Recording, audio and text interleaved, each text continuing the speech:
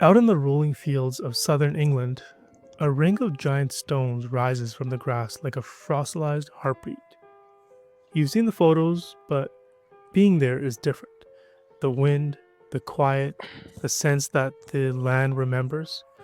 I'm pretty sure Stonehenge is the most famous prehistoric monument on Earth, and somehow we still don't agree on why it exists. Was it a temple, a calendar, a healing center, or all of the above? Today, let's unpack what we actually know and what we're guessing, and why the stone circle still refuses to give up its secrets. Stonehenge didn't begin as Stonehenge. Around 3000 BC, long before the massive stones arrived, builders carved a circular ditch and raised a low bank. Inside that earthwork, they dug holes, now called Aubrey holes, where cremated remains were buried. There were timber posts too. The first henge may have been a ritual space built of wood, not rock. Over centuries, different generations kept returning to the site, adding, removing, and rearranging features. And that cycle matters. It tells us Stonehenge wasn't a one off vanity project. It was a long relationship between people and place, renewed again and again. When the stones finally arrive, there are two main types. The hulking sarsen stones, it's basically silicified sandstone, form the iconic outer ring and the horseshoe of trilithons. Some of these weigh 20 to 25 tons each. Now, the smaller blue stones weigh a few tons and stand in the inner circles and arcs. Here's the part that still drops jaws to this day. The blue stones seem to come from the Preseli Hills in West Wales, roughly 150 miles away. Sarsens likely come from closer, around the Marlborough Downs, but closer still meant hauling these monsters across the landscape. No wheels, no cranes, just human cooperation, simple machines, and an obsession with getting it right. Now, how do you move a 25-ton rock without diesel or steel? Experiments suggest you can lift stones onto wooden sledges, drag them over greased trackways, or roll them on timber rails. Rivers could have carried some loads on rafts. Levers, A-frames, and earthen ramps help with the final lift. Now, it sounds straightforward when listed like that, but picture the labor. Teams of people chanting in rhythm, ropes biting into palms, supervisors judging angles in the mud. Every drag a risk, every lift a community event. I'm pretty sure the construction itself, shared sweat, shared meals, shared danger, was part of the monument's meaning. Look closely to the sarsens and you'll see carpentry done in the stones. Horizontal lintels sit on upright pillars using mortise and tenon joints. Neighboring lintels are linked with tongue and groove edges. The uprights are subtly tapered so the circle looks straight to the eye. Lintels are curved to follow the ring. This isn't a random pile, it's precision. Even knocked about by time, the geometry still speaks. Widths repeating, gaps echoing arcs, openings aimed at the horizon. The headline alignment is the summer solstice sunrise and the winter solstice sunset. On the longest day, the sun appears over the heel stone and pours down the ceremonial avenue. On the shortest day, the light exists to the southwest, a mirror image. For farming communities, knowing the turning points of the year was practical, but it was also spiritual. Tie your ceremonies to the sky and you bind your people to a cosmic rhythm.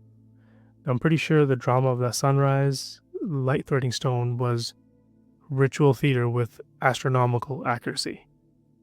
The Stonehenge sits in a crowded neighborhood of ancient features. There's the Avenue, a processional route linking the circle to the River Avon. Durrington Walls, a vast earthwork nearby with evidence of seasonal feasts.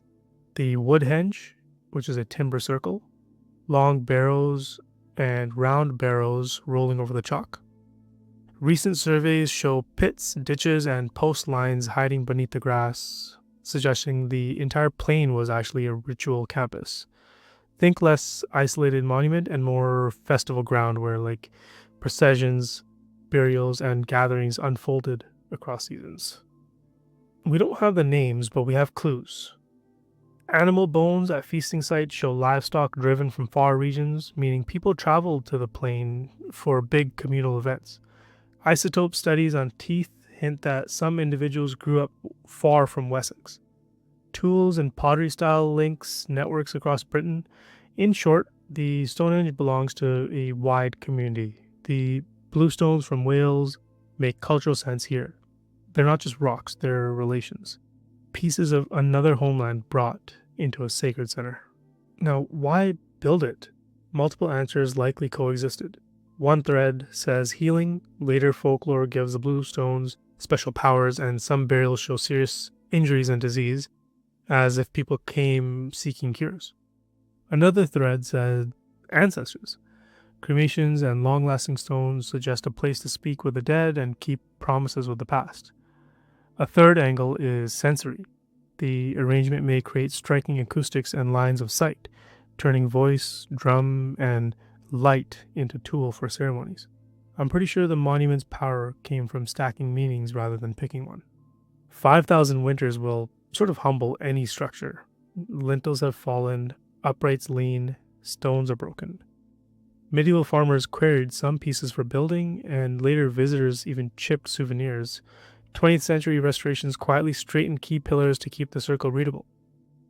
What you see today is both ancient and gently curated, sort of a compromise between raw ruin and total reconstruction. Now, where evidence thins, stories grow. Medieval writers said giants carried the stones from a far off land. Others claimed Merlin, the wizard, flew them in. Modern myths upgrade the magic to aliens, and I get it. It's easier to imagine sorcery than thousands of coordinated hours with rope and wood. But the human version is far more impressive. I'm pretty sure ordinary people organized around an extraordinary idea are capable of miracles that might look like magic from a distance. Now, the big questions remain open. Exactly which quarries supplied each sarsen? How many distinct building phases were there? Which routes did the stones travel? What did the ceremonies sound like in a packed circle? New techniques, like LiDAR, ground penetrating radar, micro erosion studies, soil DNA, keep adding pixels to the future. Every season of fieldwork tweaks the story, proving that even ancient is not actually finished. Now, strip away the hype and you're left with something simple and powerful. It's a place that makes you feel time. Stonehenge is heavy, yes, but it's also precise, an equation written in chalk and sky. It asks for cooperation, patience, and belief, the same ingredients any big human project still needs. Maybe that's why it keeps pulling us back. The mystery isn't the bug, it's the feature. Now, I'm pretty sure not knowing exactly why it was built is part of why we keep talking about it.